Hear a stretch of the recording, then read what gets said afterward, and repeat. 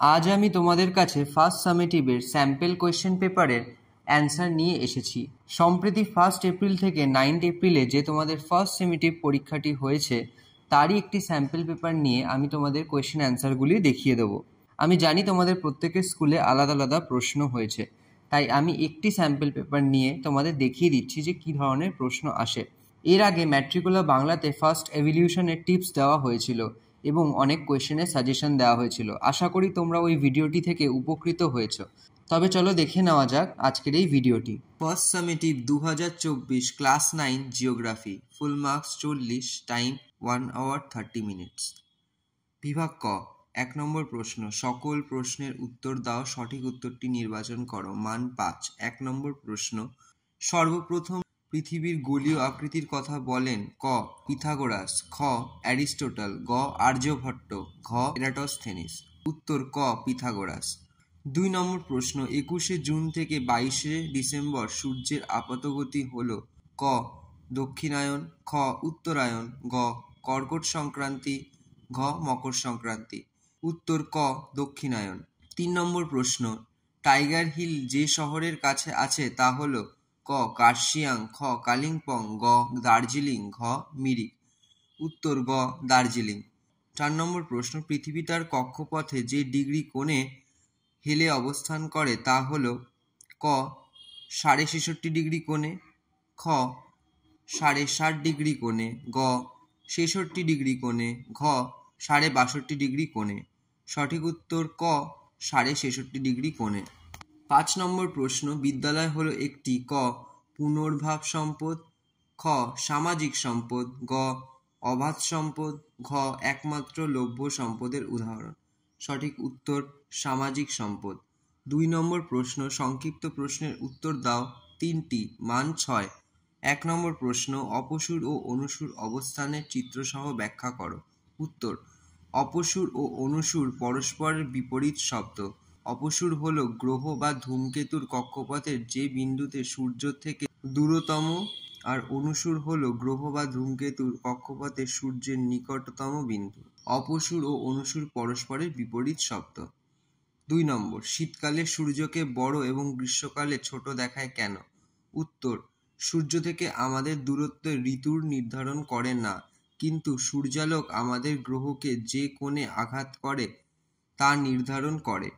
সূর্য শীতকালে বড় দেখায় এবং গ্রীষ্মকালে ছোট দেখার কারণ পৃথিবীর কক্ষপথ একটি বাঁকানো উদ্ভট উপবৃত্ত। সূর্য থেকে আমাদের দূরত্ব ক্রমাগত পরিবর্তিত হচ্ছে, যেমন আমাদের কক্ষপথের বেগ।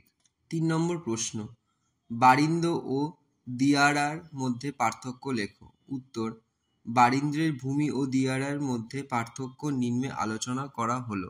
বারিন্দ্রের ভূমি, মহানন্দা নদীর পূর্ব দিকে প্রাচীন সমভূমিকে বারিন্দ্রের ভূমি বলে। মহানন্দা নদীর বাম তীরে মালদহ ও দক্ষিণ দিনাজপুর জেলায় পূর্বাংশে অবস্থিত।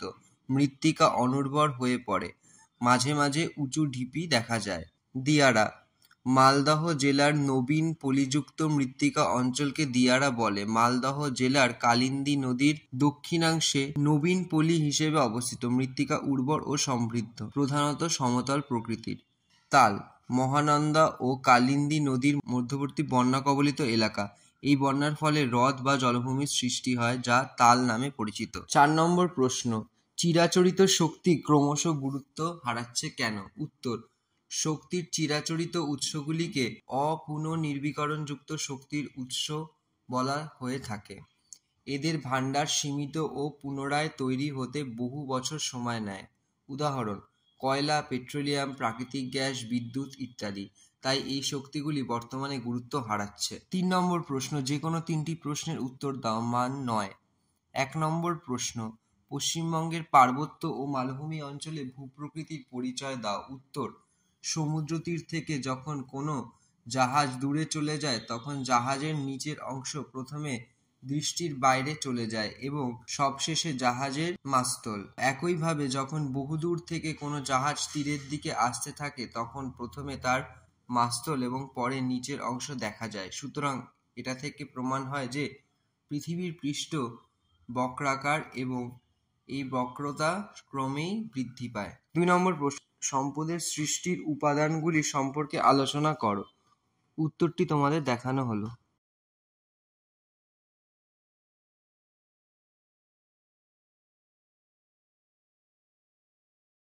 তিন নম্বর প্রশ্ন, পৃথিবীর অভিগত গোলকের 3টি প্রমাণ লেখো। উত্তরটি তোমাদের দেখানো হলো। 4 নম্বর প্রশ্ন, পশ্চিমবঙ্গের রাঢ় অঞ্চলে ভূপ্রাকৃতির পরিচয় দাও। উত্তর, পশ্চিমবঙ্গের পশ্চিমা অঞ্চলের জেলাগুলি নিয়ে রাঢ় বা রাঢ় অঞ্চল গঠিত। এই অঞ্চলটি বাঁকুড়া, পশ্চিম বর্ধমান, পূর্ব বর্ধমান এবং পুরুলিয়া জেলা নিয়ে গঠিত। কেবলমাত্র সুবর্ণরেখা বঙ্গোপসাগরে পতিত হয়েছে।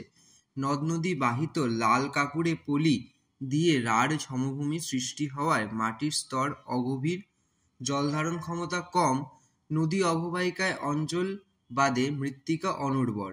এখানকার গ্রীষ্মকালীন ও শীতকালীন গড় উষ্ণতা যথাক্রমে 35 ডিগ্রি থেকে 40 ডিগ্রি সেন্টিগ্রেড এবং 12 ডিগ্রি থেকে 14 ডিগ্রি সেন্টিগ্রেড। 4 নম্বর প্রশ্ন, যে কোনো 3টি প্রশ্নের উত্তর দাও। মান 15। 1 নম্বর, পৃথিবীর ঋতু পরিবর্তনের কারণগুলি চিত্রসহ ব্যাখ্যা করো। উত্তরটি তোমাদের দেখানো হয়েছে।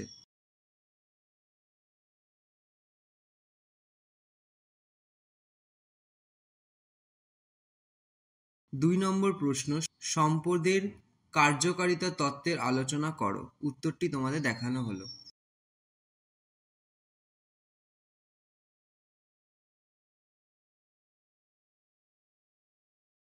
3 নম্বর প্রশ্ন, পশ্চিমবঙ্গের মালভূমি অঞ্চলের ভূপ্রাকৃতির পরিচয় দাও। উত্তরটি তোমাদের দেখানো হলো।